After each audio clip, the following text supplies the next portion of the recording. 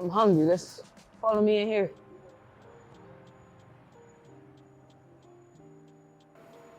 Hello, how are you? Mr. P. Yes, good to see you, Cherish, always. Always. Yes, How we yes, doing? yes. Oh, yes, yes. Good. I'm see what I'm gonna what eat you gonna today. have today? Yeah.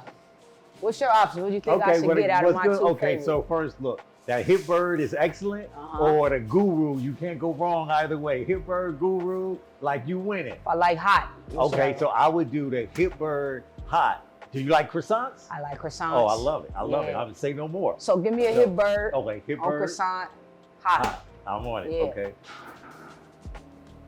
All right, cool. That'll complete my order right you there. Good? All right, perfect. Thank you so much. Thank you. Yep.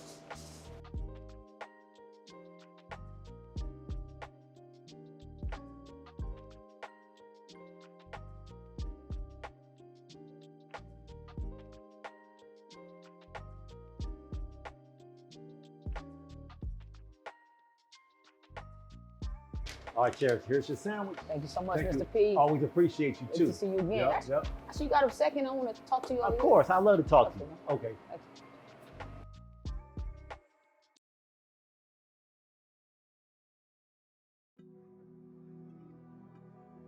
Welcome to another season and episode of Unique Opinions. I'm your host, Cherish Unique.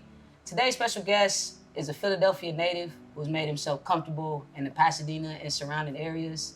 I've known of him and his establishment since 2004. So if you do the math on that, you'll see why I'm excited to have him with me today.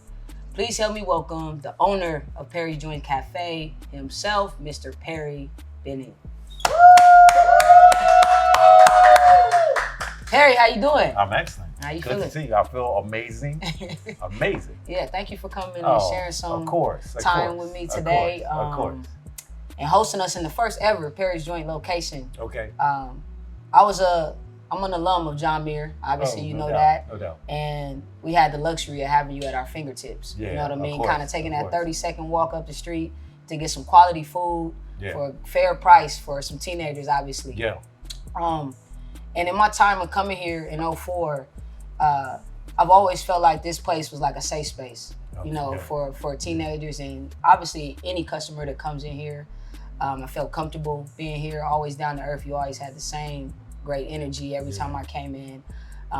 Even down to some of the young people employees that you had here, which are now, some of them are at Sierra Madre. Right. And I told you recently today that those guys are kind of like an extension of you. Right. And even when I go to the Sierra Madre location, I can do a call-in order, come in, they know who I am. Yeah. They know my face and know what I want when I order. I really love that about, the culture of the cafe. And my question to you is, what is, some of the things or rules that you practice or, help your employees practice or preach to make Perry's Joint Cafe kind of that, comfortable culture or, you know what I mean, just that safe space for your customers to be. Yeah. That's a good question. Mm-hmm. But before we start, I have to say this. I can't, and however this goes, like I said, I do everything from the heart. Absolutely. Right? Absolutely. And it's authentic, it's from a real place. That's just how I move, right? And so, even before we get to the question, I have to say that, when you first, hit me up and you was like, hey, I want to interview you. This is Cherish, right? When I text you back, one of the things that I said, and what did I say? I said, I don't do interviews. Yep. I don't do speaking engagements. Yep. Break the code. I don't do, because I don't accept awards. I did all that stuff, right? And what I do and why I do it, especially in the community, it comes from a higher place for me, right? So it's a personal thing of how I move in the community. And but when I saw it was you, I had to break that code and I had to say, of course I would do it for you. Thank you. And this is why, and this is what people don't know. This is the story that people don't know. I moved down from San Francisco in 2004, where I had Perry's there. Perry's Joint started there in 1993, right? I remember you saying that, yeah. So I moved down here 2004. So at the time I had my wife, I had a 8-month-old, and I had a 2-year-old, right? And so I moved down here.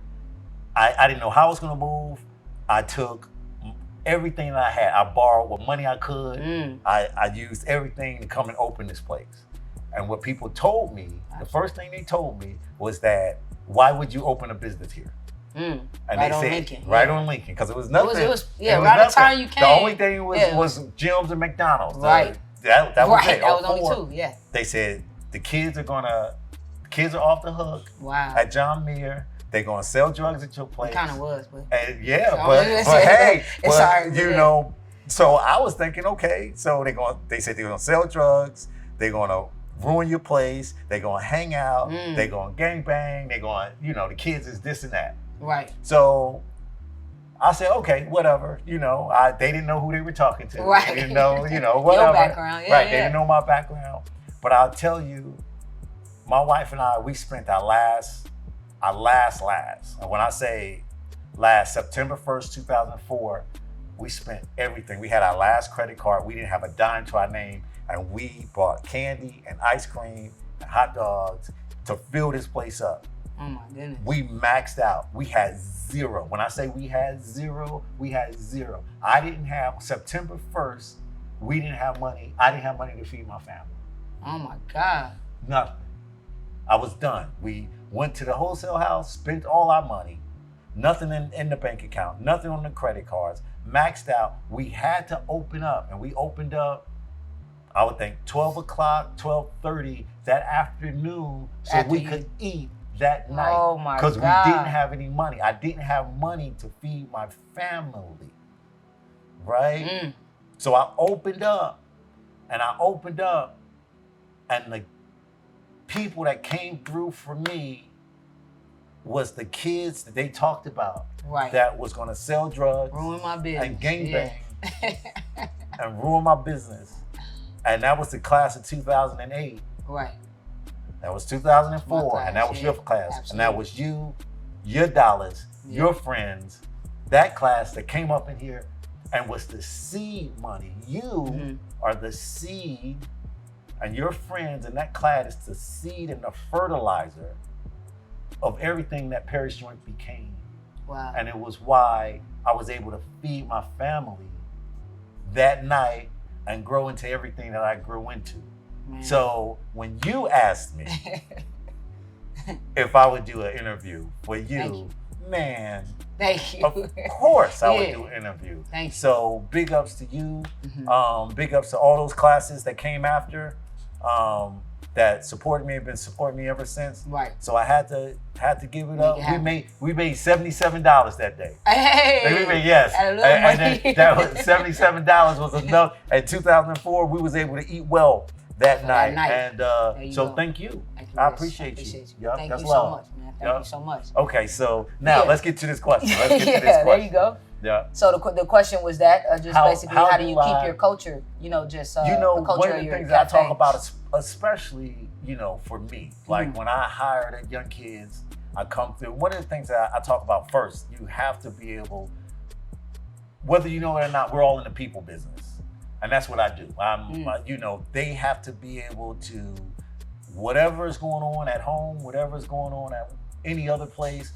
When you walk through these doors, you have to be able to focus and understand that this is, like you said, a safe place for a lot of people. And we focus on giving them the best love, the best energy, the best time, first and foremost. You don't have to know how to make a sandwich. Right. You don't have to know how to do certain things, right? Absolutely. I can teach you all that. But I need you to have peace and love in your heart and be able to put it on somebody. And some of the customers. And we talk about, I talk about that from day one. I talk about that going forward, so it's very important, but it really starts with me. Absolutely. That's why I said it starts with me. So when they come in, I tell them, but then I behave and I'm an example every day of what I want them to be. And so because I believe I'm that example every day, it rubs off on them and they can see it, and it translates. Like you said, when you go over to Sarah Madre, you still get that love, right? Because that's very important. That's essential. Bingo. To me, and that's perfect. To have in any restaurant. I've been in many restaurants. I consider myself kind of like a foodie. I like to try different restaurants and see the ambiance of how it is.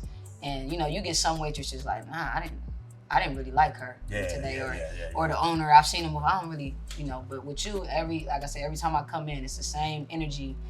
So I always appreciated that. you know, I also read at you started working with your father when you was younger, right? Oh, no and doubt. you guys you was with him at ice cream parlors, food trucks. So you already knew this kind of, the business. So how did working with your father at such a young age prepare you for being the businessman you are right now? You know what? I am. My pop was hard. He was like a drill sergeant. We didn't really talk that much. Like, you know, it's different. Like, you see kids these days, like they're friends with their dad. Right. I wasn't not playing that. Right. We wasn't friends. He wasn't playing that. He wasn't playing that. We didn't talk about, you know, other stuff. My friends was my friends. That was my dad, right? And my pop, we focused. I worked with him and I worked under him. It was almost like a apprenticeship. Right. That was your teenager years? Yeah, this was my 4, 5, 6, all my life years. Yeah. You know, and I worked up, but really being away from my mom and strictly under my pop was really during my teenage years, and really, again, being in there with him. We talked about business. We talked about how to treat people. We talked about how to make product. We talked about, you know, if it wasn't right, do it again, being better. You know, I used to didn't understand, you know, why my pop was so hardcore, you know. But now that I look back, I thank him for being that hardcore. Because you learned. Because I learned a lot. I learned. He gave me discipline. I had to take it. And it made me the man I am today. Bingo. And it's working. Yeah, you know, no whatever doubt. he did, No like doubt. you said, it's working. Yeah. We hear about the food, like the quality of the food, basically. Can you tell me about, like, you know, the unique aspect of the menu items, the names, the kind of aesthetics of, you know, the Perry's joint, and how was those created and thought about, and how did you come up with that? It was, okay, so in San Francisco, I was in the Fillmore District. The Fillmore District has a very unique and a vast jazz history.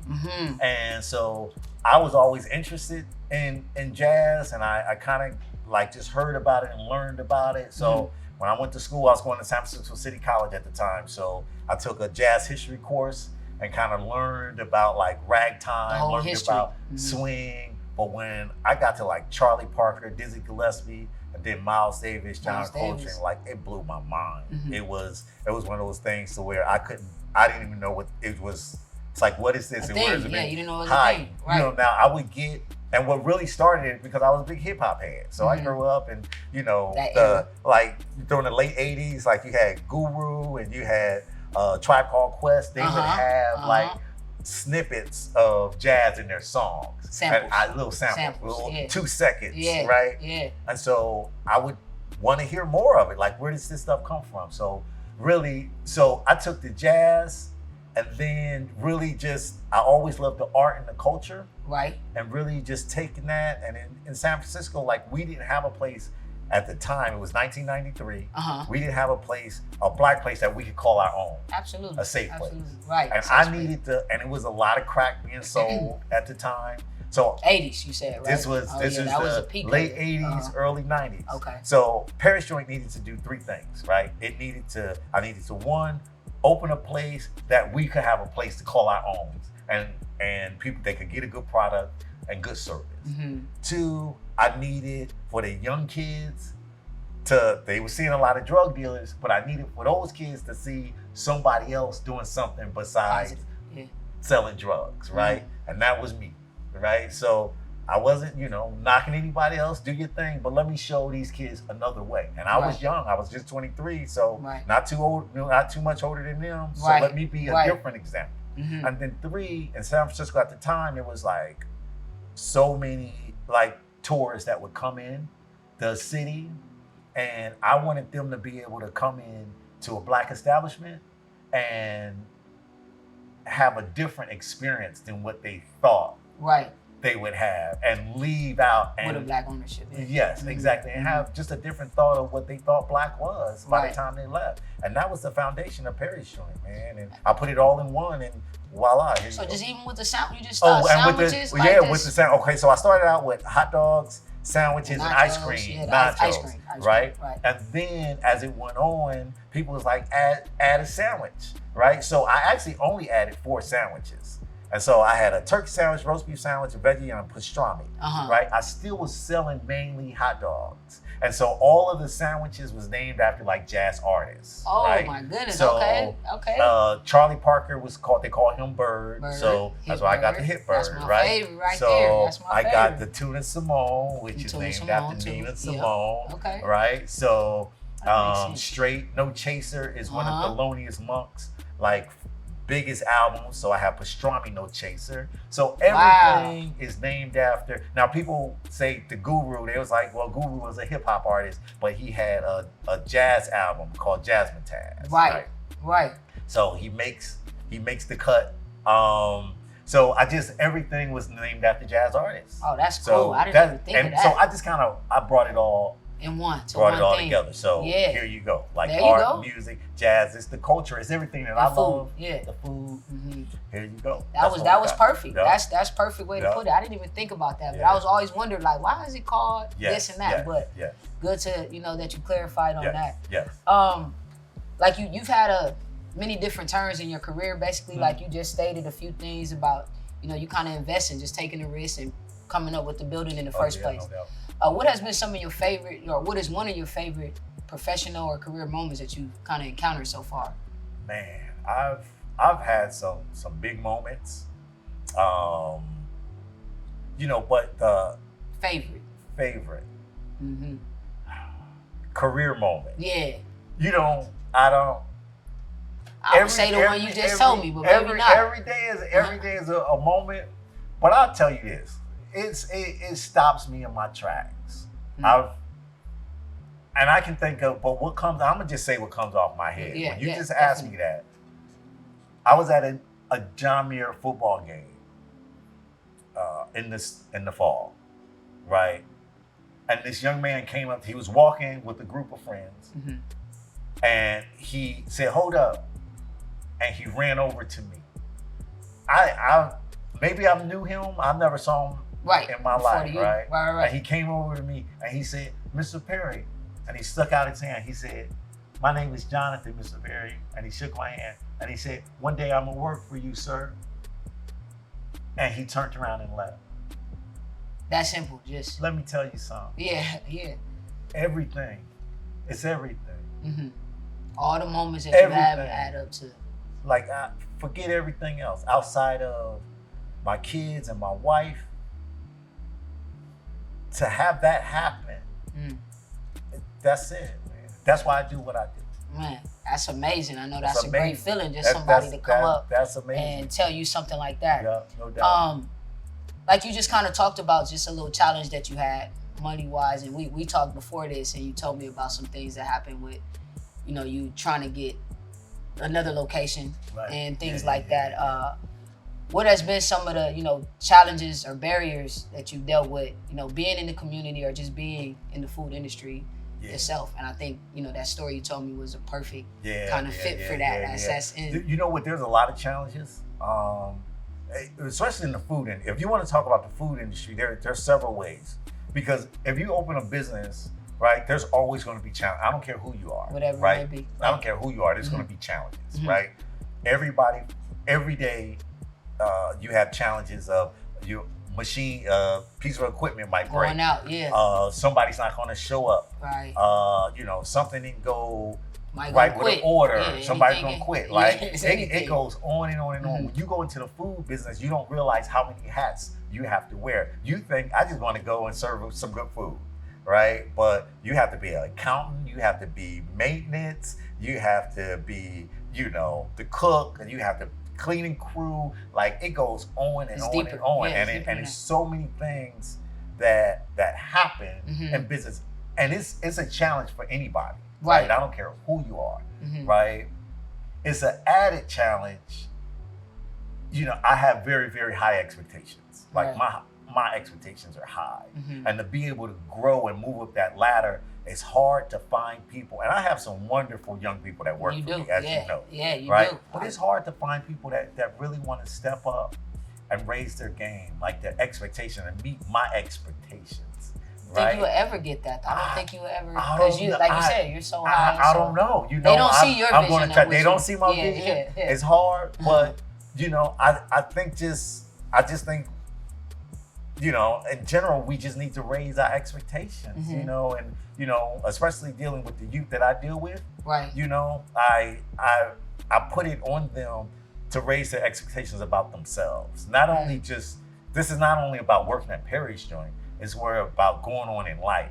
Right, life skills, life about settings, being yeah. better, you know. So that's just one of the, you know, a couple of the challenges. I can't split myself in two, which I'm trying to do it between now and Sarah Madre, right? And I'm gonna open a third place, but then it's like trying to split yourself and trying to find people that's gonna meet your standard is really different. That's the challenge. That's the challenge. That's the challenge. I can see that being kind of a barrier there as well. For sure. So with all the business you do, like you said, Monday through Saturday, you're working, and right now you're here after hours once again. What are some things you do, you know, with everything going on around you, to keep yourself mentally balanced? Like, what is some self-care, you know, practices that you might have? I know you're a father, like you just mentioned to me. Your kids are older, but you're still a father. You got a wife. You're a business owner. You're a black man. What are some things you do to help keep yourself alive? Well, you know, one of the things I do, like every Sunday, I trail run. So I go on the trail, I run, I sometimes go up to the mountain. And that's my peace. You know, that's really, it gives me I'll do anywhere 3, 6, 8 miles, right? And I'll just go out there running. Oh my goodness. Yeah, it's just one of the things that I do, but it's really my peace, and I need it for myself. But you know, I wake up in the morning, I woke up this morning at 4:08. You told me 4 a.m. And I'm up, man, and I grab my glass of water and I sit there in a dark room, right? And it's just me. And that's my therapy. It's just me. Your mind and I just, in order. I do. It's meditation, right? That's what it is. And I sip on my water, and I make sure I check in with myself. You know, am I good? Everything's good. If there's something bothering me, I'm usually, you know, I'll work it out, but for the most part, you cool. I'm always good. been calm and collected. Good, man. But you know, you have to make sure no phone, no TV, no nothing, no distractions. You sit there with yourself, because I can tell you, you can front and lie to everybody else, but you can't do it to yourself, man. You know, you need that time to yourself, and that's one of the things that I do that's really important. That I check in with myself every morning. I do me first. Right, there you go. I think that's the perfect way to that's the perfect way to say it. You're doing you first, and them are some good tactics. Running, hiking trails, seeing scenery and views is definitely something that helps with self-care. Yeah, for sure. You know, when I came in, like we talked about, you was like, you know, you didn't do interviews. The first time we met, when we met to talk about this, you told me, you know, I'm strictly action. Yeah, for no words, right? And that's all I seen you be, was just do the work. Yeah. It's times in many restaurants, I don't even see the owner. I don't know who he is. I don't know where I meet, you know. And to see you here always working, you know, at a place that you own, that's just a beautiful thing. And I consider that kind of success in a way. Yeah. So what is your personal view on success? You know, how do you view success? Yeah. Perry feels successful because what? Wow. Well, you know, that's a broad question. It's open. It is success, broad because looks different to everybody. Because it looks different for everybody, right? Like, you know, I talk about the morning, right? And honestly, these are no words. You know, I'm a maybe personal, and then I'm related to business, right? But personally, like, success is in the morning when my eyes open. That's success to you. That's success. Wow. Like, I'm excited, and I'm not. Ask my wife, man. Next time you see her, I will. Ask her. I get up every morning excited that God gave me another day. Got another day. That's a lot success. of people didn't get. I'm successful. They didn't even make it to get up. I'm successful. So once I reached that milestone, once I got that gift, I can do anything. Right. I won already. I won.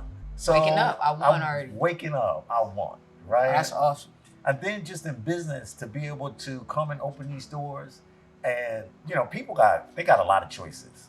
They can go anywhere. Oh yeah, absolutely. But the fact that to see people come through. But it's not just it's many different races. It's a diverse place. Like I said, Sierra Madre side is complete. It's a whole different. Everybody come through these doors, and to be able to show young black young men and young women that you can still maintain, be yourself. Mm-hmm. You can still, and as long as you're good, as long as you're quality, as long as you're the best, consistent too, man, people are gonna come and they're gonna respect it and they see it, right? Every day. Right. I mean, that's success for me. Bingo. Right? To be able to take what I've done, and I know I have affected people in a way to where, you know, I'm glad I'm here, and you know, I want to be here for the next 50 years. But if I wasn't here any longer, I feel very confident in what I have done so far, and the work that I have done has affected someone else. I know it has. These young people to where they can move on and still continue to work. Wow. And be impacted by what I've done here in Perry's Joint. That's success for me, man. Bingo. And speaking of success, to add to that, right, you have something called the community-driven scholarship. Oh, yes, right? For sure. And that ties into that. Oh, yes. You're speaking about young people. Yes. Tell us a little bit about the community-driven scholarship and how you came up with that. Right. Well, the scholarship came up because, again, you know, I've always supported the kids. Right, because I felt like I had to support the kids because the kids supported me. And your time of need, and I never knew that. That's and it crazy. was in my time of need. Yeah. So, you know, I came back, but it was one year, it was a young man, I believe his name was Destiny Owama. I know Destiny. You know Destiny, yes, I do. right? Yes. So I was at Smart Final and I saw Destiny with a box of candy in his hand. Right, he had like Snickers and all this candy, right? Yes. And I'm like, okay, what you doing with all this candy? He was like, I'm selling candy, Mr. Perry. I'm like, okay, I like that hustle. I used to do that hustle. Right. I know what it feels like. He was like, no, I just got accepted to Berkeley, and I don't have no money to go, and I need to sell this candy because. And I said, you just what? You got accepted to Berkeley? And he's like, I just got accepted. I just don't have no money. And this was a Friday, and I said, come in on Monday. And I'm gonna do something for you. I had no idea what I was gonna do. I just told him I was gonna do something. There's no way that this kid was gonna tell me he just got accepted to Berkeley. He didn't have no money, but he had a handful of candy, and he was gonna sell candy to try to raise money. To raise his money. So I said Monday when he came in, I said, I know what I'm gonna do. I'm gonna say I'm gonna have a scholarship, and I'm gonna start a scholarship in August, and I'm gonna raise money, and 100% of the money that I make on that day is going to go. Oh my goodness! To just scholarship. So you do it 100% of money. What day? How do you pick the days? Or how I just pick. It's the first week in August. Normally before kids go off to school. Okay. Right. And you know, I just decided to say, hey, I'm gonna go on and do it this day before they go off to school. We're gonna raise this money. I put the word out, and man, I mean. What's the criteria? Like, do you do seniors or you do the criteria is that, you know, usually how it works now is that these kids come through and I always talk to them. Right. You know, I always literally, how's your day? How's it going? What's happening? Well, I mean, really, I want to know. And so you kind of just start to pick out like the good ones, the ones that are heading to college, the ones that, I mean, they're all good, but the ones that are on the path to say, hey, I'm not only going to college, but I might need a little assistance, you know, once I get in. Where I get. So I wish I could do everybody, but, you know, I only can pick 2 or 3. And I say, hey, these are the ones that, you know, this year I'm going to do that. I like that a lot, man. And it's needed. Really, and it's the way they carry themselves. And it's not just the grades. It's not just the school. But it's how they carry themselves also. You know, it's how their peers looked at them. It's what they have done. You know, so it's just every year from there, I just decided to do it. And what year did that start? Did you do your first with Destiny? That was 2010. 2010. Yeah. 14 years now. Yes, 14 years. So you just look up and time flies, man. That's really crazy. Like that. Yeah. So, but I'm glad that has, you know, evolved the way it has. And it has. I've really just, and I tell all the kids, I really do it. And I've told, starting with Destiny and every kid after this, and they all know that, you know, it's a way, again, of sowing seeds, right? I need for them I tell them, look, this money didn't come from me, it comes from the community. And you see all these people that come through this door and basically say, look, we believe in you.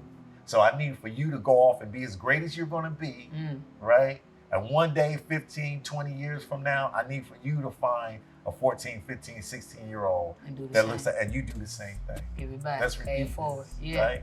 That's So everything is about, like, how I move is, and I think everybody should at least think about, what am I doing here in this life that's going to continue even when I'm not here?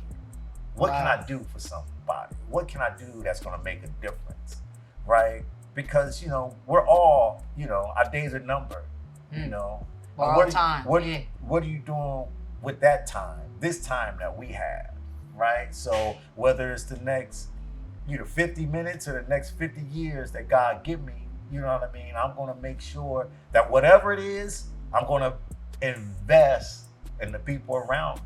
So when I'm not here anymore, my energy and my spirit is still going to continue on. Live on. Yeah. That's the best way to put it. Yeah. Beautifully said, for real. To end on this one with this question, is there any advice that you would give to anybody, looking to start their own business in the food industry, or just start a business in general? You know what I mean? Yeah. You went through some tough times to get to where you at, but is there any advice you would give on, these young kids that are looking into this? I see a lot of people that are now starting, even if it's starting small, they sell plates, food plates. They're showing or they trying to get a food truck. Yeah, but there's certain ways you gotta go about what you're doing. So is there any advice you would give to that type of crowd? People ask me that question. I get a lot of, especially these days, I get a lot of people that want to sit down and pick my brain. Yeah. At first, if you want to step on this side, right, I really want to tell you that being an entrepreneur, you got to be ready to, put your hard hat on, put your big boots on. Like, this is no joke over here. Like, this is competition at its finest, and it's hardcore. Like, you really have to know. When you say hardcore, like. So let's talk about it a little bit, right? So there's a lot of people that can, I told you I opened in 1993. I was 23 years old, right? Mm-hmm. There's a lot of people probably in this world that can make a better sandwich than me. Probably, right? Well, debatable. Not my judgment. Right, debatable. But I can almost guarantee you probably couldn't find 50 people in this whole entire planet out of the 7 billion people that can wake up every day for 30 years consistently and make a better sandwich than me. Now that's the difference. That's different. Now that's fine. You can make a better sandwich today, but every day for 30 years straight. And if you don't believe me, go up on Navarro and ask those kids and ask my wife what that looks like. Right. You need to be real if you want to do this. Like, to go into business, it is, you have to be, I hear this thing about grind and grind culture, and it's none of that. Like, something that is in me, it's in my spirit. It's in my bone marrow. Shame, not on you. Yeah.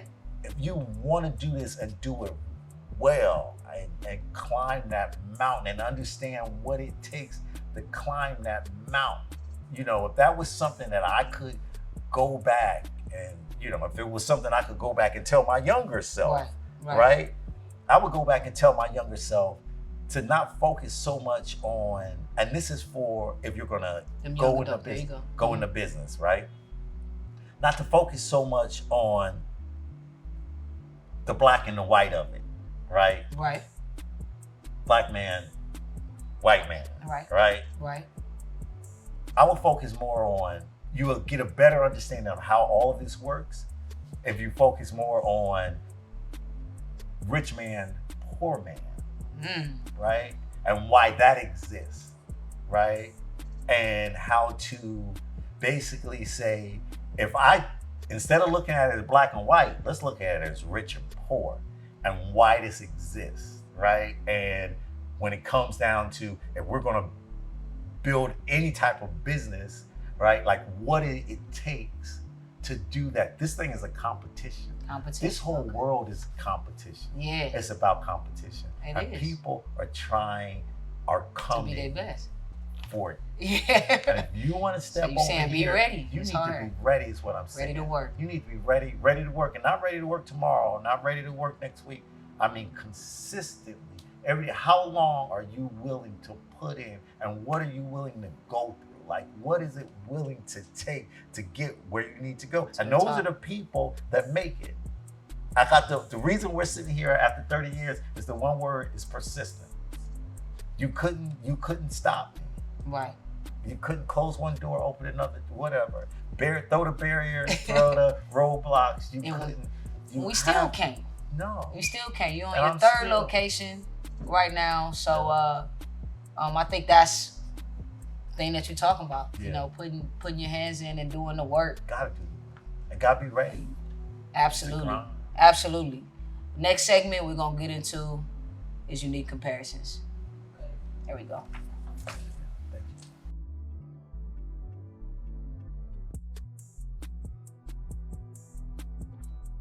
All right, now we're gonna get into another segment called unique comparisons. I'm gonna give you this or that. You're gonna choose whichever one you prefer with an answer why if you have an answer. I got you. Yep. All right, my first one and favorite one, respect or loyalty? Oh man. I'm gonna roll with gotta have respect. Respect. Okay. All right. Respect more than anything. It's something I always tell my kids. You know, you don't want people to like you. You want people to respect you. Ooh. So I gotta say respect. Respect. You're gonna have to go with that off the rip. Sure. Okay. No doubt. All right, I'm gonna ask for this is my favorite, one of my favorite things to eat while I'm here. Well, two of them. Yeah. So I'm gonna see which one you prefer out of my two favorites. Hip Bird or the Hey Joe. Now the Hip Bird, I get it a particular way. So I go croissant. Yes. I don't like condiments, so I don't do no mayonnaise, no mustard. Yes. On croissant, I get it hot. Just croissant on hot. My Hey Joe, that's itself. That's the sandwich. It's when I'm feeling super hungry, I do Hey Joe. Right. You know, that had the hot link on it, the pastrami, it got everything on the Hey Joe. So out of you, what do you think? Hey Joe or Hip Bird? I gotta go Hip Bird. Ooh, yeah, I'm telling you, because and the way you get it, I was gonna say hot. I go hot. Takes it to another level. I go hot no matter what. First of all, the Hip Bird is good.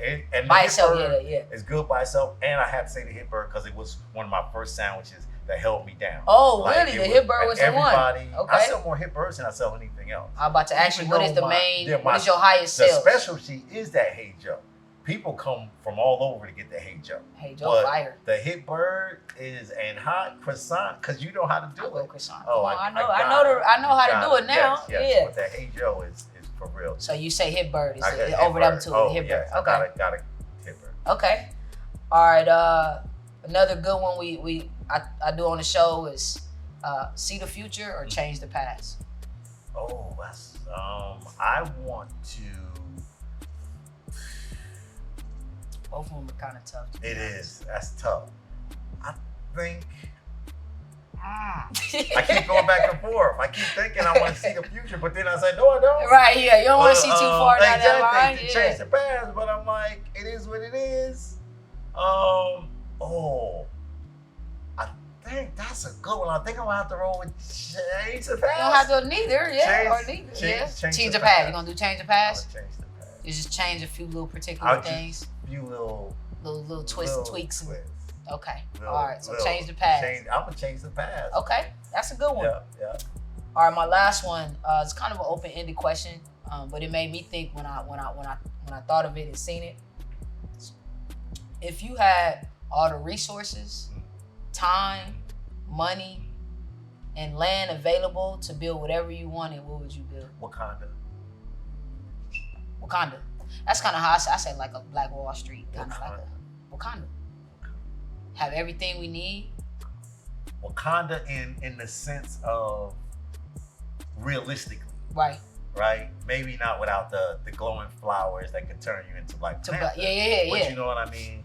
Like when the helicopter flew over the land and you saw the mountains and you saw the waterfall and you saw how beautiful and then the people and the landscape and how we live and how we love on each other and how I know at some point we had that. Right.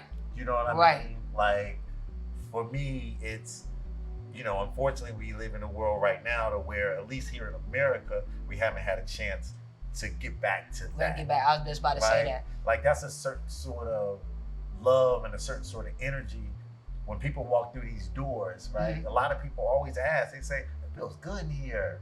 I like that. Yeah. Right? And they don't necessarily know what it is, but that energy of who we are as a people uniquely and where we come from, mm-hmm. and how we love, I would want to build that place. Wakanda. That's a good one. Yeah. That's a good one. Great answer right there. Yeah. So lastly, the last thing we like to do, normally we like to give shout outs, right? So shout outs, recognition, it could be anything, a book, it could be anything that you might recommend that we want to put in the camera, family, friends, it could be personal. I'm gonna go ahead and go first to get you started. I want to definitely shout you out. I really don't think people understand what we're doing right now, and to have you here with me is special. I said I've known you since 2004. Mm-hmm. We in 2024. Yeah. See what I'm saying? People don't know what what you're doing here as far as a sense. You are a black man in Pasadena, got 3 locations. I don't know of any black owner in Pasadena right now in the food industry. You're doing a phenomenal job in the community, and I don't know nobody doing it like you. It's hard to get 3 locations in the same city if you're not a big corporation. Right. You see what I'm saying? Right. So I don't know if you know that you here. I am a big corporation. There you go. Yes, right. Correct me for sure. Yep. Okay, go ahead. You can do your shout out next. Okay, I'll do my shout out. I have to do this shout out first, second, third. There you go. Because this is a big one, and we talked about this earlier, right? It's for my wife. Bingo. We did. We talked about this earlier. Yeah. I was talking to my man in the Bay last week. He's a friend of mine, childhood friend, and we were talking like some good stuff, and he was telling me just how, what is it about my wife that, that we're still together after all these years? Because usually the break off, mm-hmm. The energy might change, but what is it that made stuck? What is it? Why her? Right? And the best way I told him, you know what I mean? Like, Jordan could barely get out the first round of the playoffs. Without his main piece, without Scotty. Ooh. Right? Scotty came along. When Scotty started playing, he was able to win and get those 6 rings, right? When you talk about, those 6 rings, my three stores, everything that I've accomplished, my beautiful kids, man, my wife is my Pippin, man. Like, I'm not winning with it. I ain't winning nothing. I'm playing ball. Yeah, that's it. I'm good. I got endurance. Yeah, I'm good. I'm dunking. I'm winning contests. I'm there, but I ain't winning nothing without that woman. Wow. Period. Point blank. I would tell everybody, whoever you are, wherever you are, if you want to win in the world, you need to find a Pippin, man. I like that, man. That's it. I gotta give it up to my wife. I do. I like that. I would be shortchanging myself. That woman she's phenomenal. And I seen her since 2004 too. She's in here grinding. I see her doing the work. That's a great shout out there. That's a great shout out. Anybody? I have to. Okay, perfect. Just wifey will be the one on there. For sure. So location setting wise, can you tell us, just the many areas? I know the areas of where each location is. You have a third one opening up. Give us a date on that, on when the third one will be opening up down on Lincoln and Orange Grove. Lincoln and Orange Grove, right across from the post office. I'm planning, knock on wood again. There we go, yeah. The summer, right now, if you look at the sign, it says spring 2024.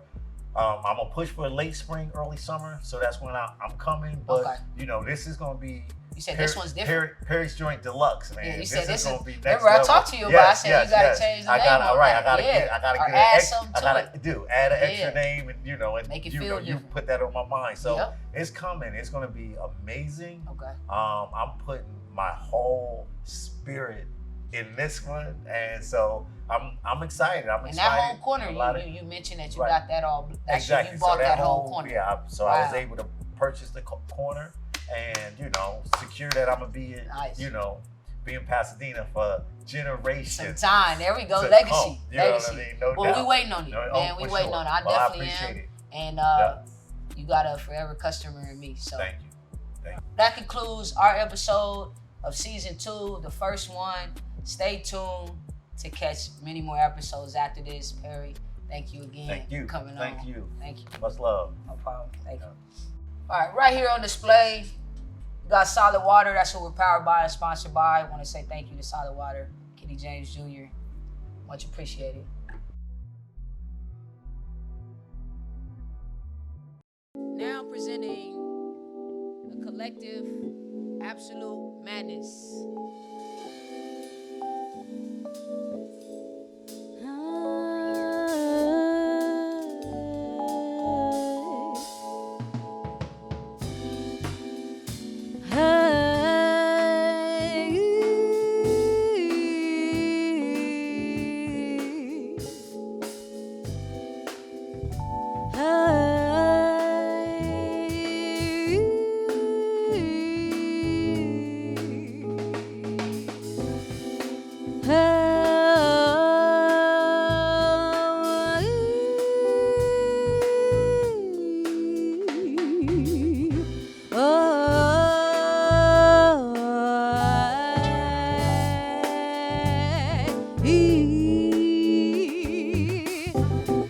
Time and time I show you the way, but you never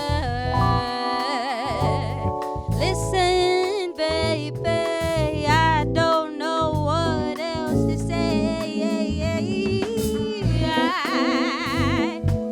I get lost in your eyes, but don't think I don't recognize your lies.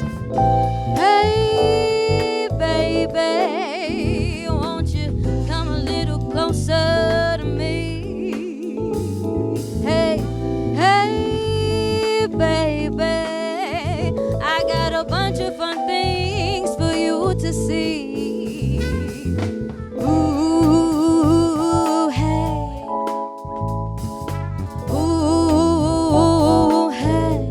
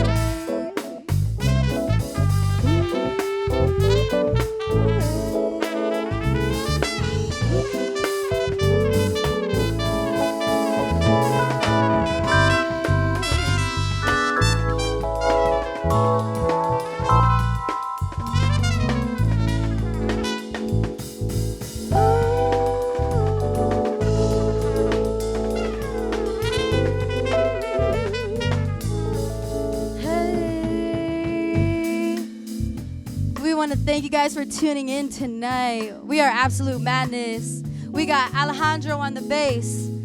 We got JSC on the beat, on the drums, obviously. We got Quinn J on the trumpet. And we got Derek Butler on the keys. I'm Nye, and again, we are Absolute Madness. Thank you for having us.